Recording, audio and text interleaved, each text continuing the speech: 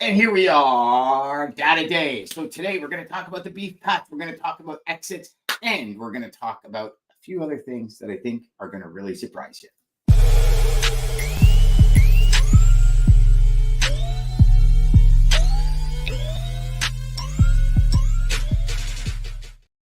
So I forgot what the third one was that we're talking about, Dean, but I know you're going to remember. So daylight saving.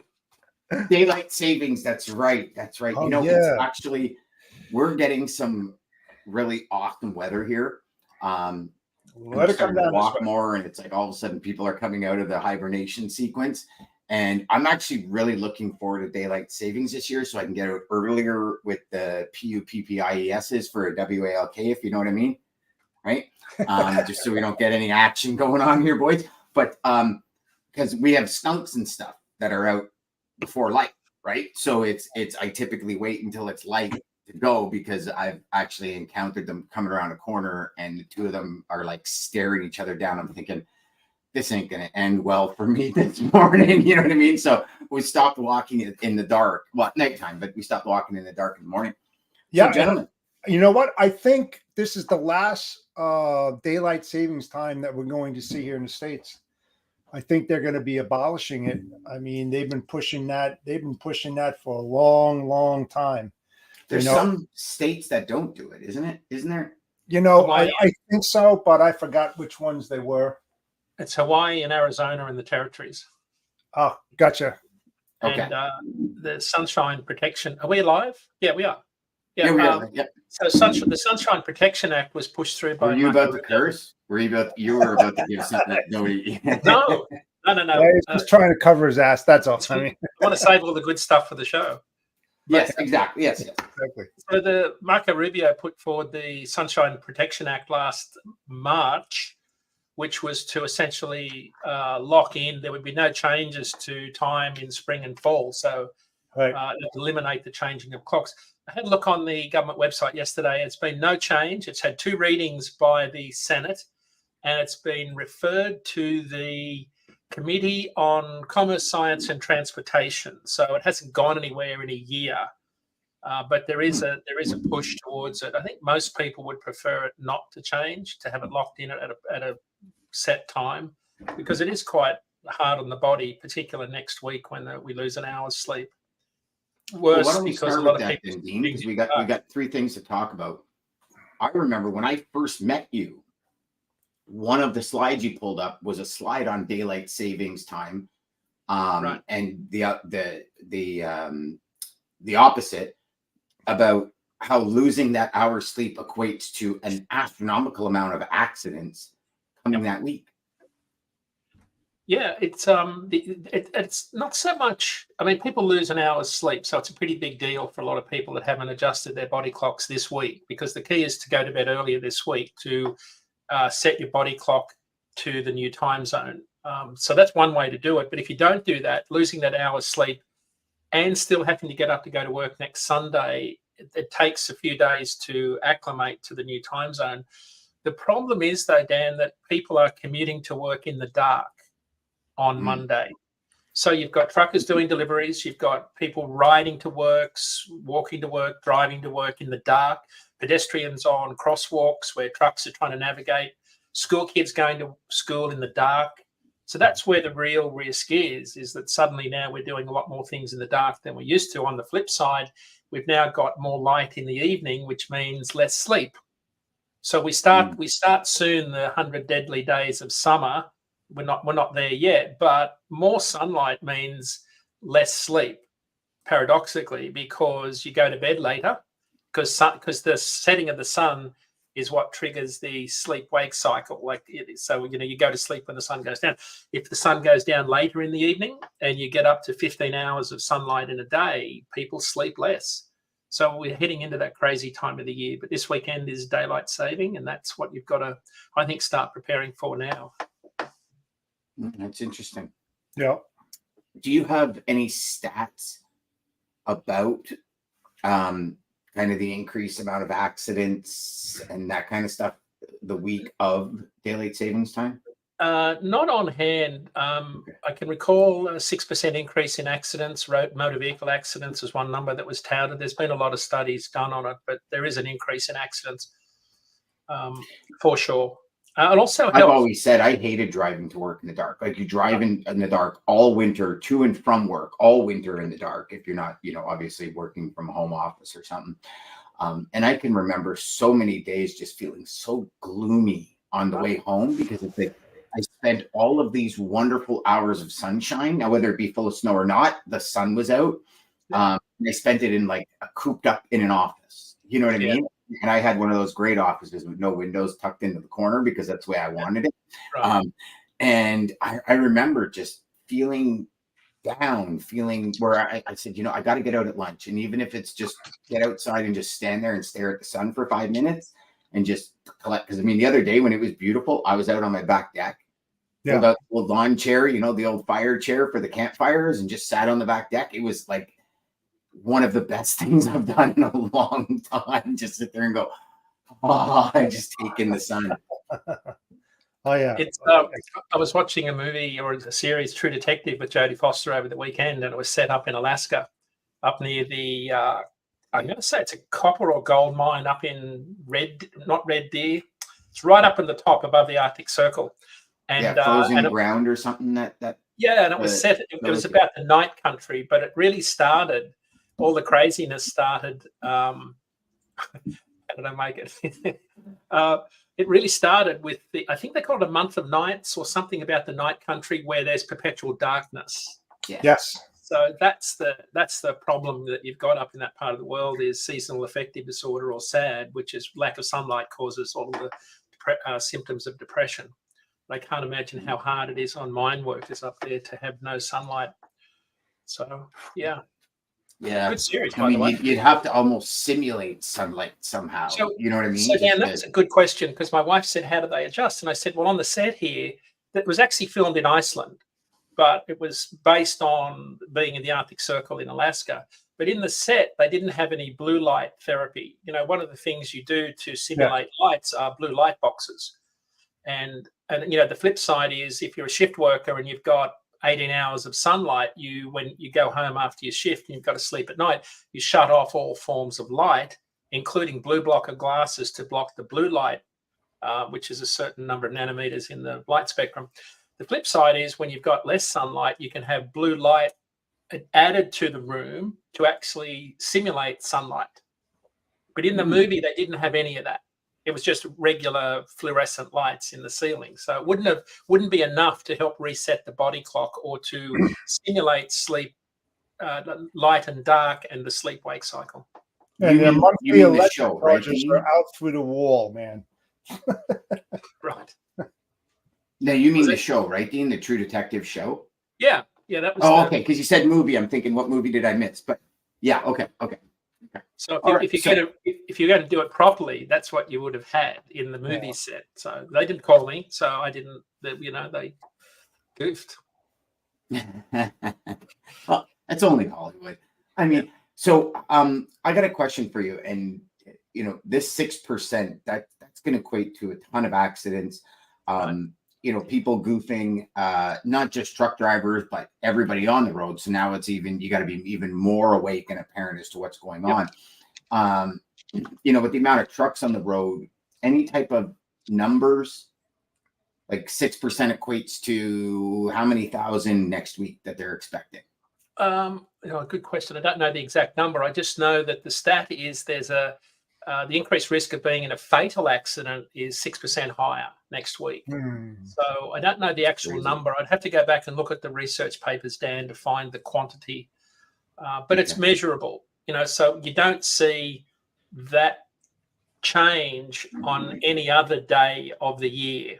You're like, so your day of week normally has an effect, but because of there's a statistical impact. Yeah, and I'm going to say no to this answer. Robert. Rob, I'm telling you, since I've known Dean, I've thrown, and Dean will vouch for this, I've thrown some like way off the wall questions out there. And Dean's like, actually, get the fuck out of here. You know that? Like, I think you remind me of Mike Ross from Suits, who has this photographic memory, and it's like anything he reads or you say to him, he can recall. And you know, I mean, that's obviously, Dean, that's what makes you awesome at what you do, is that memory. But yeah, you are a mountain of knowledge, my friend. Thank you, Robert. Rob, no. I hate to disappoint you, but I cannot. I'm gonna. Well, I mean, listen, Dean probably doesn't know a lot about snowmobiling, so I'm gonna say there's maybe one thing where I can help Dean out, but other than that, no.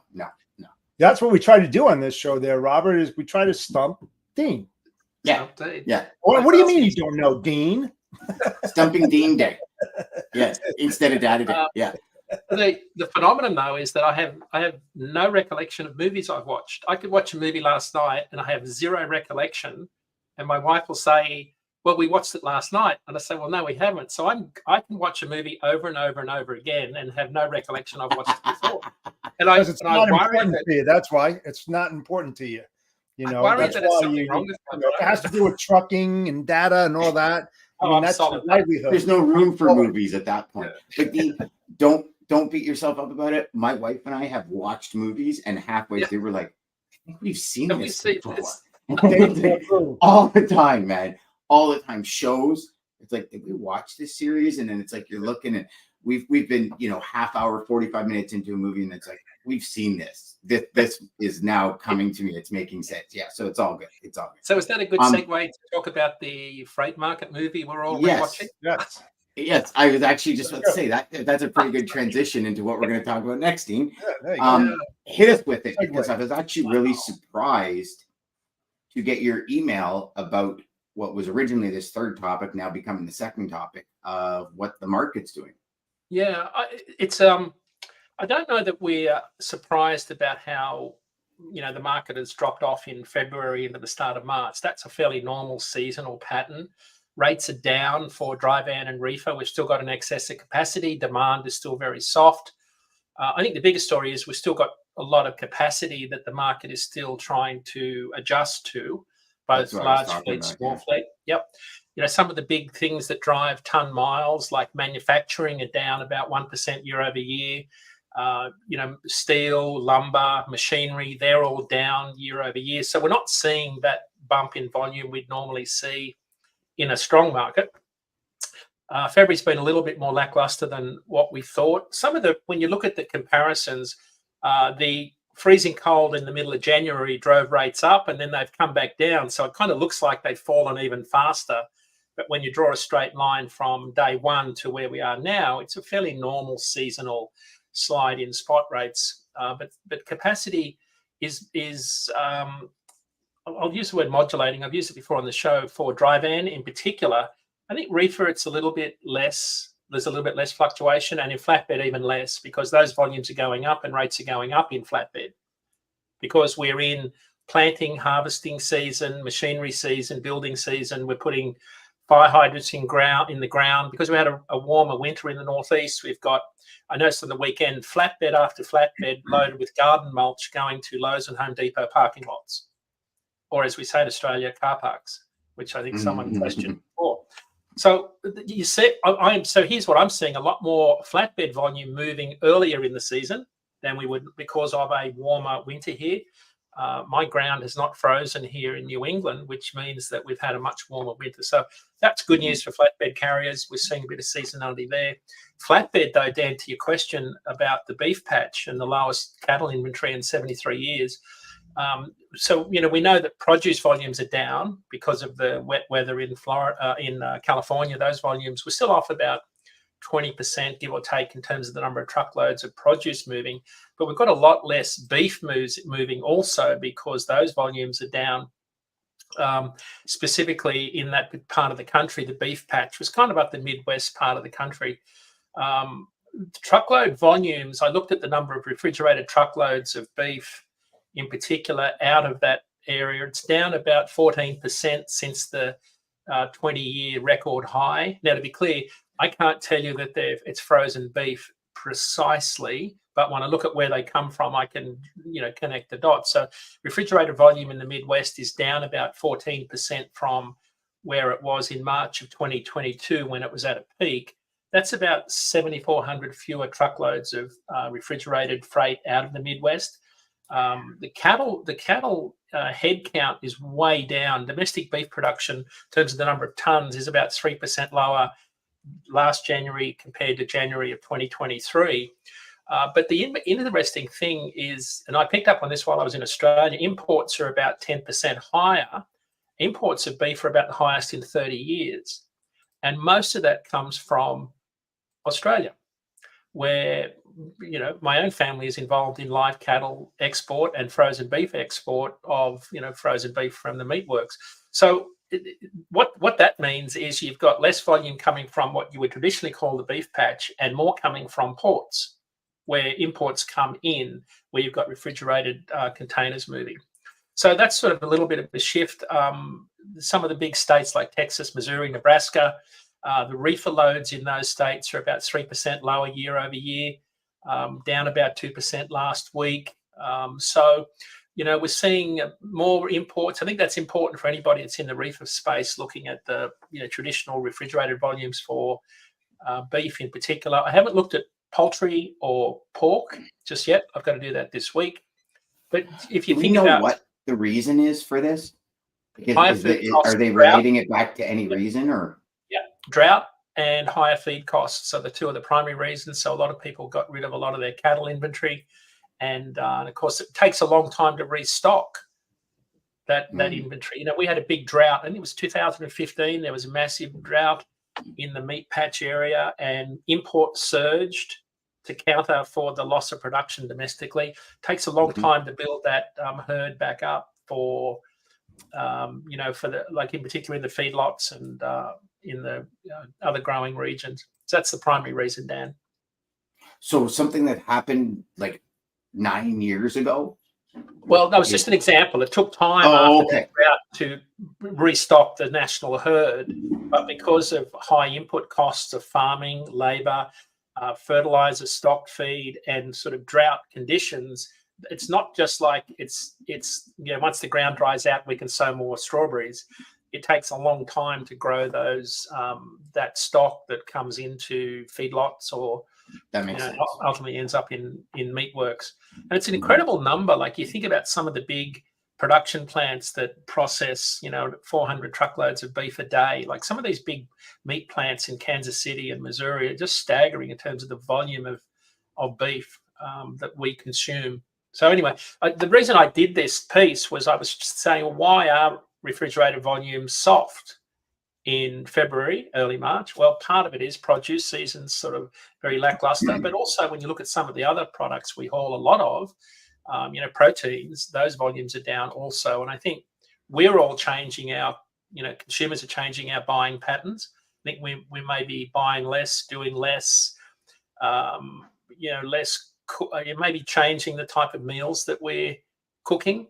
So I'm kind of, you know, spitballing here around what the consumers are doing, but I suspect overall demand is down because consumers have changed their buying patterns as it relates to beef consumption. I can see that. I know our family has slowed down on beef consumption. Yep. Trying to eat more fish, trying to eat more chicken, more salads, like salads with tuna on it and that kind of stuff. Just, you know, there's a ton of research out there about the impacts of red meat on your body and eating too much of it. And I know, especially Robert from Texas, he's going to be like, what the fuck?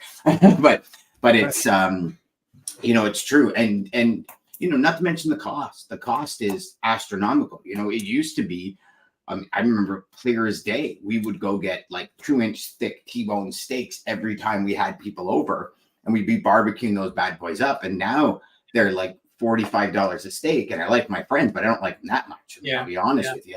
And you know what I mean? And so Robert says, Dean, we got to get you on the Logistics Lounge. Shameless plug. Look at this guy. He's just coming on. He's coming in strong today. He's on fire. He is on fire. All right, so let's dive into the last part of it that we wanted to talk about, Dean. And or I guess we kind of did touch on it, but not in a heavy sense. We don't have as many carriers leaving the market. I would have thought February would have been the month, because, you know, they went through December, they went through January, and it's like all of February, and they're like, you know what? And maybe March is the month, but I would have thought they would have been like, you know what, this is crazy. Yeah. I'm done. Well, so January of 2023 was the peak in the number of carriers revoking their authority. So to be clear, these are interstate long-haul carriers. We know 83% of them are in the spot market because we track the DOT numbers onto DOT's network. So the 5% of the market that change their operating status each month are what move the spot market needle. Because if 83% of the carriers coming and going are in the spot market, and the spot market's only 15% of all loads, it moves the capacity level a lot more in the spot market compared to the contract market.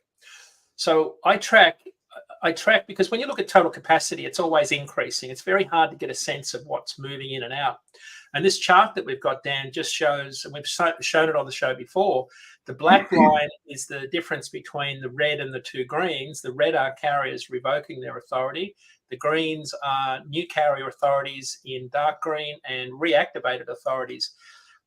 So you can see there in January, we had 9,700, this month, 8,800. So roughly, 1,100 fewer carriers exited this month. You can see that black line starting to turn up on the right of the chart. Yep. You can see the massive spike during the pandemic. So it means that we're starting to see, I think this, so 1 month doesn't make a trend. Absolutely, I get that. But we've been waiting for this transition from losing, 2,500 carriers net a month in the long haul spot sector to, getting back towards where it is traditionally longer term, where you're kind of constantly adding capacity, which means that black line is above zero. So we're not there yet. The net loss was 1,400 carriers. Last month, we lost 2,500 carriers. And if we go back to 2023, January was the worst month for carrier exits. And I can't think of the exact number, but if I have a quick look at it here, I can see it was closer to 15,000 that left last January. So last January was much worse, Dan. And I was waiting for this to sort of continue on. But at some point, if we look at last January we lost 14,000. So last January, we lost 14,000. This January, we lost 9,700. So you can see that a lot of the exodus of capacity certainly was last year. If this trend continues, it means that the exodus of capacity is starting to slow down, which means that the balance between supply and demand will start to get closer together at some point. The other side of this is diesel prices, are predicted to stay around $3.90 to $4 all year based on EIA forecast. A lot of carriers are getting by with diesel at that level and rates where they are. They're not making a lot of profit. It's a really hard road for a lot of them. And but they're hanging in there. And I think that's what the market is waiting for, is the market to turn. I certainly know shippers are thinking about that. They're waiting for the market to turn and slightly concerned about less capacity when it does turn, assuming it does turn this year. So yes, capacity is exiting, and both large and small fleets. We talked about it a couple of weeks ago, the large truckload carrier index that the Journal of Commerce push out. They've had 4 successive quarters of the number of large public fleet truck counts decreasing back to 2018 levels. So that's where we're still sitting in the market where capacity is still exiting. And it kind of feels like where we sit right now, that we're at the sort of that ebb in the tide, right, where the exodus has slowed right down, and we may have seen the worst of it in terms of carriers leaving the industry. It'll be interesting to see what the next 30, 60 days holds, because this is typically where the market starts turning, right? And with everything going on with produce markets and everything, because I also see a lot of this excess in the spot market or the dry van market, the FAK market, is because a lot of reefer carriers, I've been asked many times, can we load reefers? We got a ton of reefers available, just because they're not doing produce or as much of it as they were. Exactly. So, putting invented, can it load on a reefer? Can it load on a reefer? And it's, being able to redirect. I'm having conversations with shippers every day about, I understand you right now, your capacity is like, you got tons of capacity, but what happens And it's just my approach. The conversation is, what happens when those people you're using need to shift triangles because there's just not enough revenue. Right. Right. So, and it's a great conversation, because I honestly think every shipper, this is one thing COVID did, is it showed shippers they're volatile. Yeah. They don't have their suppliers airtight, and also understanding what lanes make their suppliers money.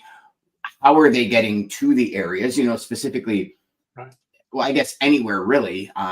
If your carrier is in a backhaul position hauling your freight, well, what is your customer like? What's the volatility of your customer to get you here? Right. And I think it's a conversation everyone needs to start having. Even as a broker, you have to start having it with your carriers. Yeah. You're doing this lane. What's, we have a customer who's shut down for a bit due to stock and a lot of different issues. And now they're starting to gear back up. And the conversation last week was, okay, we're starting to gear up. Yep. What are the rates? Yep. What is your availability? How sustainable is that availability? Because they're already looking and saying, like, we're going from 0 to ramping up to 30, 40 loads a week. Right. We need to know we're covered, and we're not going to be paying, instead of 1,800, 2,500 to source trucks. Right. And, going back to my team and the conversation, it's been, okay, what type of volume do we have? What is the, legitimacy of the volume long term? And it's a real conversation. So Dan, the other data point. So remember, this is DAT's contract shipper world. It's about 70 billion in annual freight spend on the contract side of the market, not spot, not low post, but contract active rates. So the latest data for the last 2 weeks of February compared to the first 2 weeks of February, carriers decreased their rates about 3.2% compared to prior RFP rates negotiated last year. The previous 2 weeks, it was 7.3%. So the rate of decrease is slowing. We're still in single digit territory. Reefer rates are down about 2.4%. So incumbent carriers are still decreasing contract rates for RFPs, but at a decreasing rate, if that makes any sense at all. Sure. What we're waiting for is to your point, Dan, when capacity starts to tighten and demand increases, you will see RFP rates go into the positive. And I think that's what shippers are trying to navigate, is how much do we keep driving rates down and capacity out, such that we don't end up being caught short with capacity and then a surge in rates. Yes. Now, when you're talking about the 7% or 7.3% or 2% at the beginning of the month and then 3%, so we're just so I'm clear, and maybe anyone else caught that, we're talking over 10% in the month of February. No, so these are 2 week over 2 week rates. Oh, got it. Okay. So if you looked at the first 2 weeks of February versus the last 2 weeks of January, they dropped 7.3%, which was just after the polar vortex freeze. Okay. But if you split February in half, first 2 weeks, last 2 weeks, in the last 2 weeks, rates dropped 3.2%. So they didn't drop as much.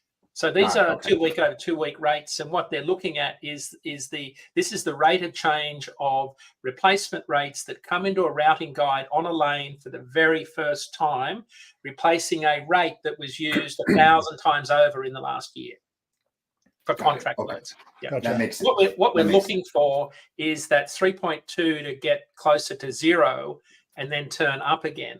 So that would tell you that discussions between shippers and carriers are saying, hey, we've got the volume, you've got just enough trucks, we need to start, and carriers will start saying we need more money at some point. I think that's Awesome. Jeff, you were quiet today, buddy. You okay? I'm just listening. Oh, okay. It was actually, Dean, what you shared was actually really interesting, and I think if everyone's paying attention every week, and Jeff could probably vouch for this as well, it really starts to paint a picture, eh, Jeff? Like, it really starts to give you an overall scenic view, if I can call it that, because I know it's not really a scenic view for a lot of brokers, but a scenic view of the industry, and kind of, you go back week to week and you just kind of think about the things that are talked about and you can start to see the pattern. I love this. Yeah. Hey, Dean, Donner's Pass. Yeah. Have you got any updates on that? Because, I mean, they closed it down. And then you probably saw the same thing. I mean, 3, 4, 5 feet on 80. You got emergency crews out there evacuating guys in their trucks. Now, the first thing that came to mind was, so they leave all the trucks out there unattended. Yeah. They're getting people off the roads. Yeah. Boy, what a great opportunity for a snowmobiler to go out there knowing that out there and steal stuff. Yeah. I wonder if it happens. Because, I mean, they can get out of there really, really quick. And what are they going to do? Think about that. That's a good question. Yeah, I left there on the Wednesday before the storm, left Truckee, and the day I left, the blizzard started. They shut that down. They shut I-80 at Truckee down. In fact, on the Nevada-California border, they shut it down at 6 p.m. Pacific Friday night. It didn't open until midday Monday. And, of course, Jeff, there were a lot of trucks just blocked by snowdrift. So it wasn't so much even though they had a lot of feet of snow, it was the wind that was pushing a lot of snow everywhere. 190 mile an hour gusts. Yeah, at the top of Palisades. Yeah. That's huge. That's beyond, what is that, an F6? I mean, seriously, I think F5 is what, 150? I mean, reefer rates jump. Yeah. Reefer rates jumped 16 cents a mile in outbound California because of it. Last week, you have capacity just tightens dramatically when those trucks can't move, because that I-80 is about 400 trucks an hour. But yes, Robert, I've sat there and done the math. Sat there on Vista Point, halfway down Donner Pass, and counted. That's why he doesn't want to talk about it. It's a beautiful spot to get a lot of content for my Instagram page. Is because what I'm fascinated with at Vista Point, eastbound down Donner Pass, it's only like a 2 or 3 mile run, but halfway down, the number of rookie drivers that have their trailer brakes on fire is staggering. It takes a lot of work to set your brakes on fire in like 1.5 miles downhill. That takes a lot of doing after a 40-mile incline down to Sacramento to the top of Donner Pass. So what are we looking at as far as degradation in service when these kind of one-off, I mean, let's call it a one-off. I mean, they don't get this kind of snowfall for 3 days straight.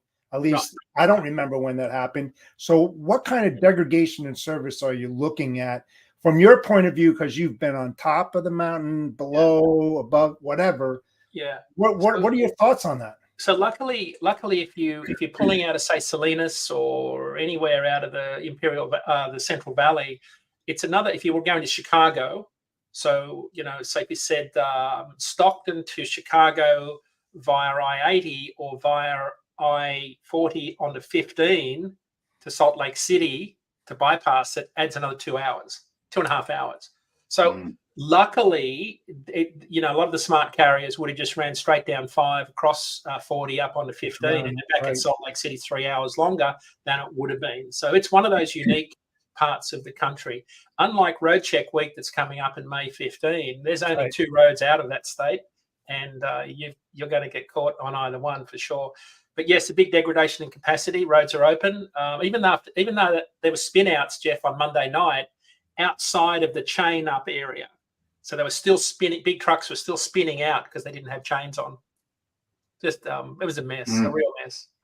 The entire weather patterns this year have been just astronomically screwed. So all right, gentlemen, well, thank you very much for being here again, my 2 favorite gents. What do we got? What are we going to be looking at next week, Dean?